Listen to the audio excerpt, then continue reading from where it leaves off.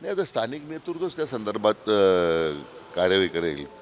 आमचे सन्मान्य खासदार आहेत, महाडिक साहेब आहेत, आपले आमदार महोदय आहेत, महायुतीतले घटक आहेत, तर त्यांनीच तो निर्णय करायचा आहे. मुंबई महापालिकेची घोषणा काय असेल तुमची? नाही, शेवटी तो बरोबर ना, स्थानिक स्तरावरच तो निर्णय त्यांनी करायचा असतो. म्हणजे मुंबई असेल, आमची अहिल्यानगर महानगरपालिका असेल, पुणे असेल, भौगोलिक स्थिती काय आहे ते त्यांना जास्त माहीत आहे. मला वाटतं तो प्रश्न तसं काही फार जटिल नाही आहे. पुनर्रचना करण्यासंदर्भात ही नित्याचीच प्रक्रिया आहे. दर निवडणुकीत आपण करत असतो. आलमट्टीच्या संदर्भात सर तर आपण पाहतो की पश्चिम महाराष्ट्रात विशेषतः संताप आहे.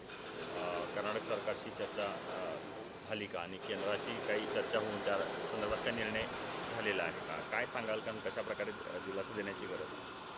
नाही, आलमट्टीचे एक 2-3 खरं म्हणजे त्याला विषय आहेत की एकतर आलमट्टीमुळं धरणाच्या उंची वाढी संदर्भात सातत्यानं चर्चा होते.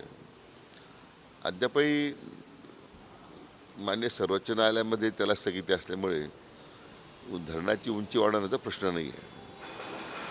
आपल्या राज्य सरकारनं त्यामध्ये तेलंगणा आणि आंध्र प्रदेशबरोबर स्वतः इंटरव्हेन केलेलं आहे. आणि त्यामुळे सरकारची भूमिका हीच आहे की कोणत्या परिस्थितीमध्ये आलमट्टीची उंची वाढू द्यायची नाही.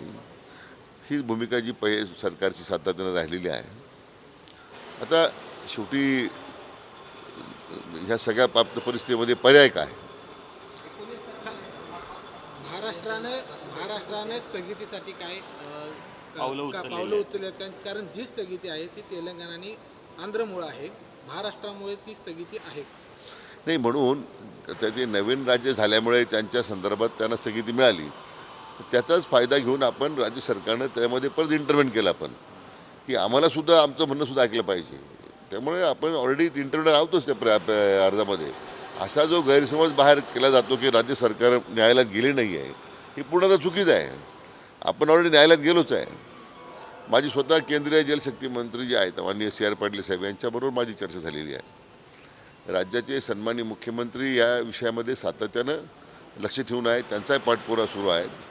त्या बाबतीमध्ये अतिशय गांभीर्यानं सरकार या बाबतीमध्ये पाऊल उचलत आहे. त्यामुळे मला वाटतं की आलमट्टी संदर्भामध्ये मध्यंतरी काळामध्ये जी कृती समिती आहे त्या सदस्याच्या समेत मी चर्चा केली. आमच्या वरिष्ठ अधिकाऱ्यांच्या समेत त्यांनी चर्चा घडवून आणली आपण, की ठीक आहे, प्रत्येक गोष्ट आमच्या अधिकाऱ्यांना समजतं असं नाही आहे.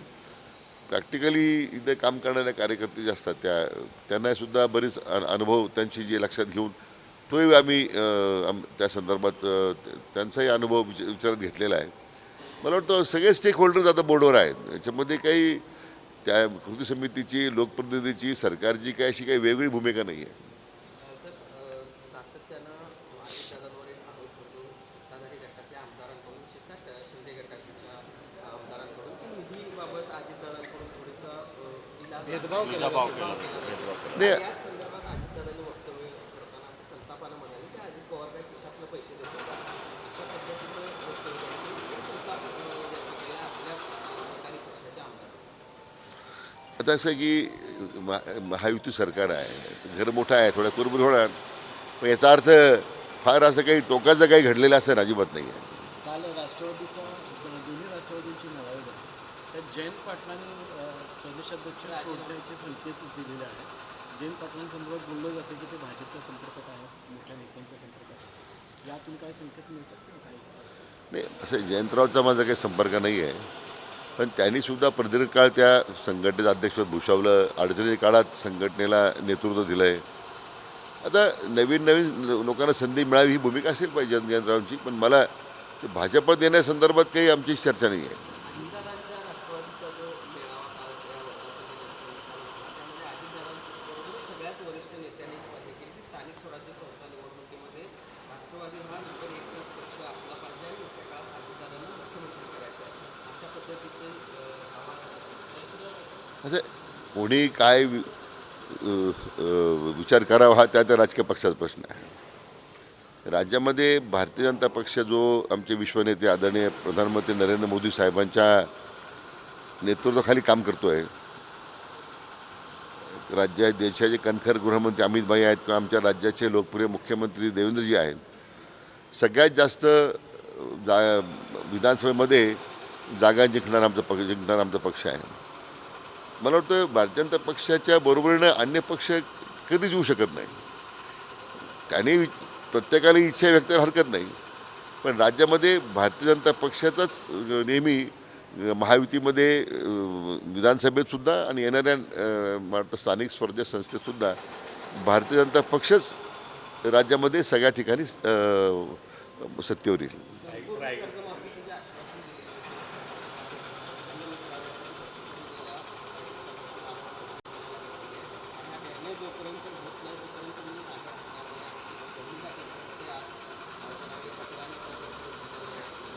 असं सरकारने आपल्या जाहीरनाम्यात महायुतीने तर कर्जमाफीची आश्वासन दिलेलंच आहे. आता ठीक आहे, आता सध्या वेगवेगळ्या योजनेअंतर्गत जो काही निधी उपलब्ध होतो आहे त्याप्रमाणे सरकार पुढे चाललं आहे. सरकारने असं काही सांगितलं नाही का मी करणार नाही म्हणून, पण एक बच्चू पाटलांना कडून माझी विनंती आहे की टोकाची भूमिका घेण्यात काही अर्थ नाही आहे. शेवटी असे तुम्ही सरकारमध्ये राहिलेला आहात पूर्वी, त्यांच्या भावनेचा निश्चितपणे आपण विचार नेहमीच करतो आहे. दिव्यांगाच्या बाबतीत त्यांनी घेतलेला पुढाकार नेहमीच सगळ्यांना कौतुकास्पद आहे. त्यांना माझी विनंती राहणार आहे की आपण या आंदोलन मागे घ्यावं, स्थगित करावं. सरकारची भूमिका सकारात्मक आहे. रायगडवर धनगर समाजाच्या अतिक्रमणासंदर्भात नोटीसा काढल्या आहेत. आमदार गोपचंद पडळकर साहेबांनी त्या नोटीसा फाडून टाकलेल्या आहेत. 14 तारखेला ते रायगडात जाणार. सरकारने आपली भूमिका जी गोपीचंद पडळकरांची भूमिका आहे ती सरकारची भूमिका आहे. नारायण राणे त्यांचे पुत्र आणि महाजनांचा एक वाद विकोपाला आहे. काल तर महाजनांनी संभाजीनगरमध्ये शड्डू मारून त्यांना ललकारी दिलेली आहे. एक सिनियर नेता म्हणून यांना काय तुम्ही सांगू शकता?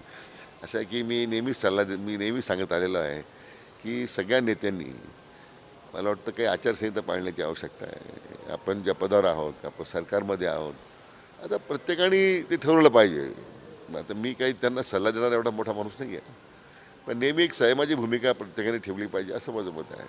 अनेक विभाग हे म्हणत आहेत की विकासासाठी निधी मिळत नाही आहे आम्हाला, तर लाडकी बहीण योजना ही कुठेतरी सगळ्या सरकारच्या अडचणीचा भाग ठरलेला आहे, गले की हड्डी बनलेली आहे का? नाही, अजिबात नाही. हा गैरसमज पसरवण्याचा प्रयत्न होतो. असे काही बजेटमध्ये मोठ्या प्रमाणात निधी आलाच आहे. आता पुरवणी मागण्या जूनच्या बजेटमध्ये ते मिळणार आहेत. असे लाडक्या बहिणीच्या संदर्भामध्ये विरोधकांना नेहमीच पोट उठलेलं आहे. त्यांना लाडक्या बहिणी नकोच आहेत, पण आमची कमिटमेंट लाडक्या बहिणीबरोबर आहे.